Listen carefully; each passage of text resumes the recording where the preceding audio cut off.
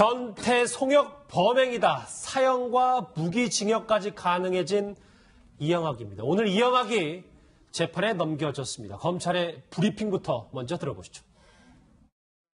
자신이 희귀 질환을 앓는 것에 대한 과도한 피해의식을 가지고 있었고, 이에 대한 보상으로서 남성성 그리고 과도한 성적 집착을 보이며 변태 성욕 장애를 가지고 있었는데, 이를 해소해줄 아내가 사망하자 그녀를 대신하기 위하여 딸의 친구인 피해자를 유인하여 데려와 가학적 성추행을 일삼고 피해자가 신고할 것을 두려워한 나머지 피해자를 살해한 것으로 판단됩니다. 이 소식 짚어주기 위해서 김복준 교수님께서 함께해 주고요. 박준 변호사 나오셨습니다. 어서 오십시오. 네, 안녕하세요. 그래서 검찰의 발표에서 눈에 띄는 단어들이 많아서요. 이제 변태 성욕 장애라는 표현을 합니다. 그렇죠. 본인의 희귀 질환을 이제 극복하기 위해서 오히려 남성성을 더 이제 과도하게 보여주는 겁니다. 이걸 검찰에서는 변태 성욕 장애가 있다고 하고, 그런 어떤 변태 성욕이 범죄로 이어졌다고 발표된 그런 상황입니다. 예. 뿐만 아니라 김 교수님 이제 그 살인 과정을 이제 정확하게 브리핑을 해주셨는데 좀 끔찍하더라고요. 네, 이게 참 말하기도 좀 불편합니다, 사실은.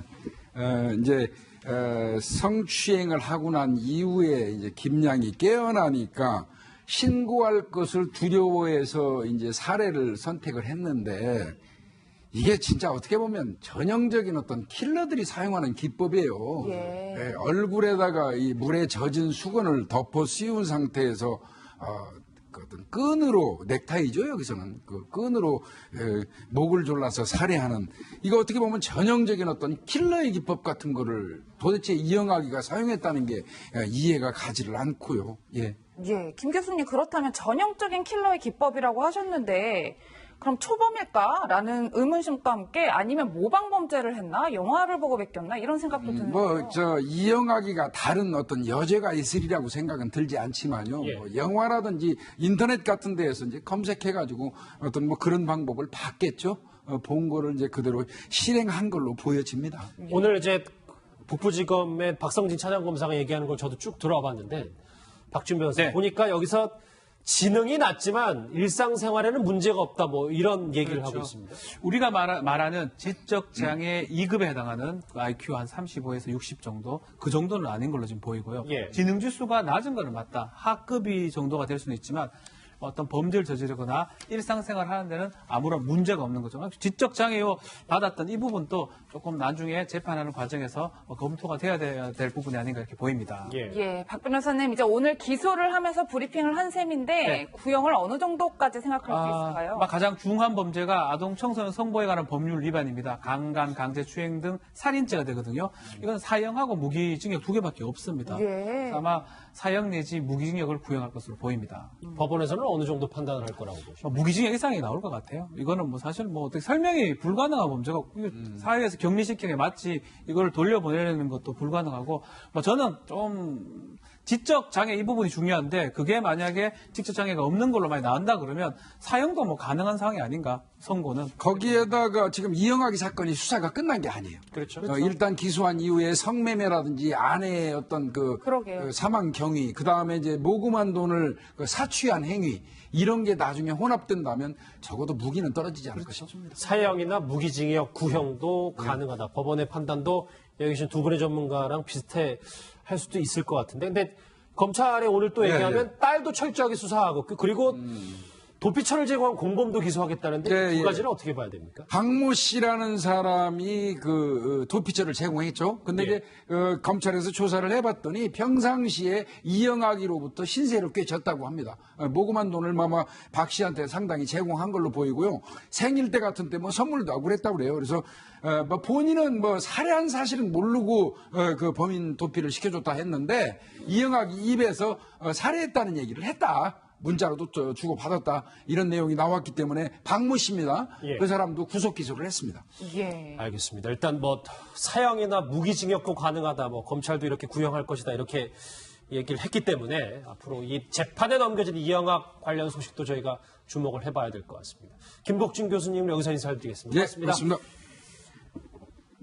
저희가 뭐 첫 번째, 두 번째, 세 번째 상당히 무겁고 침울한 얘기를 다뤄봤었는데 좀 분위기를 바꿔보겠습니다. 뉴스특집 준비한 마지막 주제가 기다리고 있습니다. 집니다. 오늘 이제 북부지검의 박성진 차장검사가 얘기하는 걸 저도 쭉 들어봤는데 박준 변호사 네. 보니까 여기서 지능이 낮지만 일상생활에는 문제가 없다 뭐 이런 얘기를 하고 있습니다. 우리가 말하는 지적 장애 2급에 해당하는 IQ 한 35에서 60 정도 그 정도는 아닌 걸로 지금 보이고요. 예. 지능 지수가 낮은 거는 맞다. 하급이 정도가 될 수는 있지만 어떤 범죄를 저지르거나 일상생활 하는 데는 아무런 문제가 없는 거죠. 지적 장애요 받았던 이 부분도 조금 나중에 재판하는 과정에서 검토가 돼야 될 부분이 아닌가 이렇게 보입니다. 예, 박 변호사님 이제 오늘 기소를 하면서 브리핑을 한 셈인데 네. 구형을 어느 정도까지 생각할 수 있을까요? 가장 중한 범죄가 아동 청소년 성보에 관한 법률 위반입니다. 강간, 강제 추행 등 살인죄가 되거든요.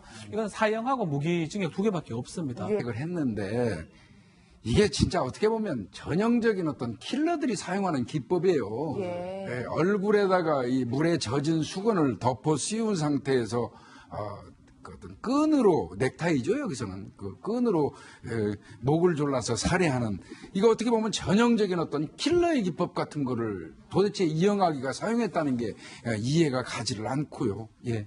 예, 김 교수님 그렇다면 전형적인 킬러의 기법이라고 하셨는데 그럼 초범일까라는 의문심과 함께 아니면 모방 범죄를 했나 영화를 보고 베꼈나 이런 생각도 드는데요. 이영학이가 다른 어떤 여죄가 있으리라고 생각은 들지 않지만요. 예. 뭐 영화라든지 인터넷 같은 데에서 이제 검색해가지고 어떤 뭐 그런 방법을 봤겠죠. 본 거를 이제 그대로 실행한 걸로 보여지. 이 소식 짚어주기 위해서 김복준 교수님께서 함께해 주고요. 박준 변호사 나오셨습니다. 어서 네, 오십시오. 안녕하세요. 글쎄 검찰의 발표에서 눈에 띄는 단어들이 많아서요. 이제 변태 성욕 장애라는 표현을 합니다. 그렇죠. 본인의 희귀 질환을 이제 극복하기 위해서 오히려 남성성을 더 이제 과도하게 보여주는 겁니다. 이걸 검찰에서는 변태 성욕 장애가 있다고 하고 그런 어떤 변태 성욕이 범죄로 이어졌다고 발표된 그런 상황입니다. 예. 예, 뿐만 아니라 김 교수님 이제 그 살인 과정을 이제 정확하게 브리핑을 해주셨는데 좀 끔찍하더라고요. 네, 이게 참 말하기도 좀 불편합니다, 사실은. 성추행을 하고 난 이후에 이제 김양이 깨어나니까 신고할 것을 두려워해서 이제 살해를 선택. 변태 성욕 범행이다. 사형과 무기징역까지 가능해진 이영학입니다. 오늘 이영학이 재판에 넘겨졌습니다. 검찰의 브리핑부터 먼저 들어보시죠.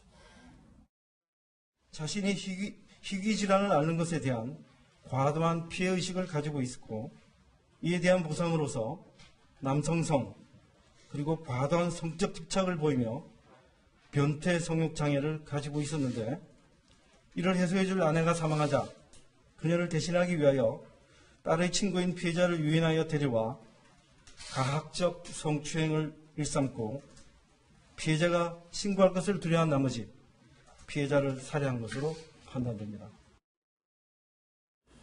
네. 아마 사형 내지 무기징역을 구형할 것으로 보입니다. 법원에서는 어느 정도 판단을 할 거라고 보십니까? 무기징역 이상이 나올 것 같아요. 이거는 뭐 사실 뭐 어떻게 설명이 불가능한 범죄가 사회에서 격리시키는 게 맞지 이걸 돌려보내는 것도 불가능하고 저는 좀 지적 장애 이 부분이 중요한데 그게 만약에 지적 장애가 없는 걸로 많이 나온다 그러면 사형도 뭐 가능한 상황이 아닌가 선고는. 거기에다가 지금 이영학이 사건이 수사가 끝난 게 아니에요. 그렇죠. 일단 기소한 이후에 성매매라든지 아내의 어떤 그러게요. 사망 경위, 그 다음에 이제 모금한 돈을 사취한 행위, 이런 게 나중에 혼합된다면 적어도 무기는 떨어지지 않을 것입니다. 사형이나 무기징역 구형도 가능하다. 법원의 판단도 여기 계신 두 분의 전문가랑 비슷해 할 수도 있을 것 같은데. 근데 검찰에 오늘 또 얘기하면 딸도 철저하게 수사하고